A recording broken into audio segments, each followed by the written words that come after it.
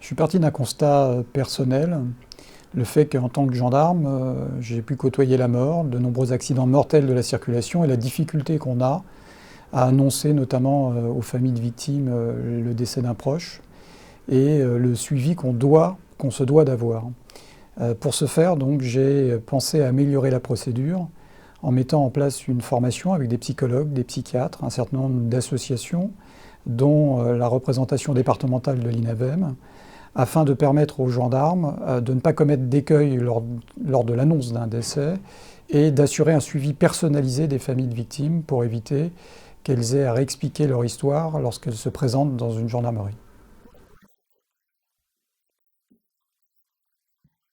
Alors, j'aimerais revenir sur ce que j'ai vécu avec les familles.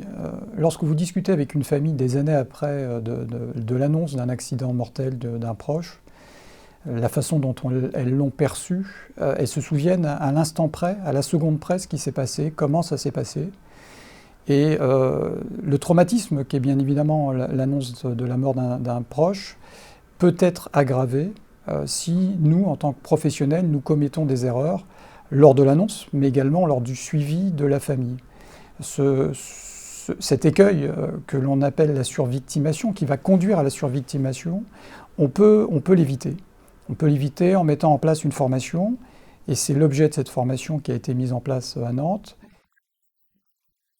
Alors, cette formation s'appuyait sur un protocole signé par 15 communes de l'agglomération nantaise, signé par le SDIS, la préfecture, la CUMP au niveau du CHU de Nantes, l'émanation départementale de l'INAVEM, la DAVI 44, mais également le monde associatif comme la Ligue contre la violence routière. Nous avons travaillé avec des psychologues et des psychiatres dans le but de mettre en œuvre un process permettant une annonce et un suivi des familles victimes, évitant la survictimation. Le but était d'éviter avant tout un traumatisme dans le traumatisme et des écueils que nous avons pu constater et qui nous ont été rapportés par les familles de victimes.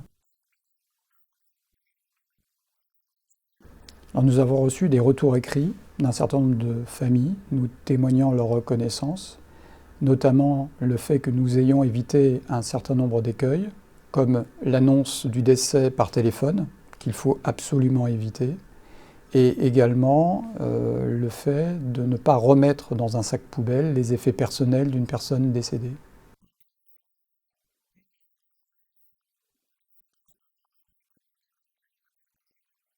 Alors je l'espère, personnellement. En ce qui concerne la gendarmerie nationale, les pratiques innovantes remontent au niveau de la direction générale de la gendarmerie.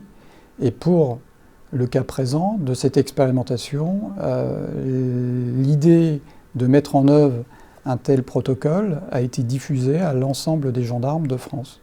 Par ailleurs, je sais que le ministère de la Justice, et plus particulièrement la délégation d'aide aux victimes, s'intéresse à cette question.